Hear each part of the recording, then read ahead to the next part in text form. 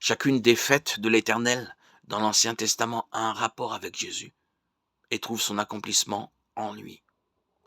À sa première venue, Jésus était notre agneau pascal, Jean 1, 29, notre pain sans levain, Jean 6, 35, et nos prémices, 1 Corinthiens 15, 20. Son esprit a été répandu sur nous à la Pentecôte, Actes 2, 1, 4. À son retour, nous entendrons la voix de l'archange et de la trompette de Dieu. Ce n'est pas un hasard, c'est le jour de la première fête d'automne. Et le Yom Teruah, la fête des trompettes.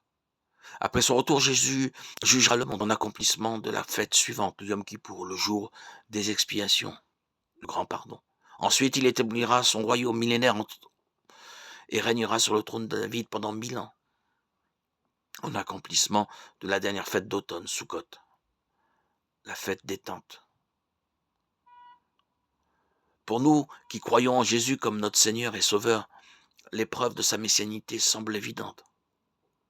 Comment se fait-il que de manière générale les Juifs ne le reconnaissent pas comme leur Messie? Ésaïe et Jésus ont tous deux prophétisé qu'un aveuglement spirituel s'abattrait sur Israël en guise de jugement pour leur manque de foi. Ésaïe 6, 9, 10, Matthieu 13, 13, 15. De plus, la plupart des Juifs de l'époque de Jésus cherchaient un libérateur politique et culturel, pas un sauveur du péché. Ils s'attendaient à ce que Jésus brise le joug romain et établisse Sion comme la capitale du monde. Acte 1, 6. Et ils ne voyaient pas comment un Messie aussi doux et humble pourrait faire cela.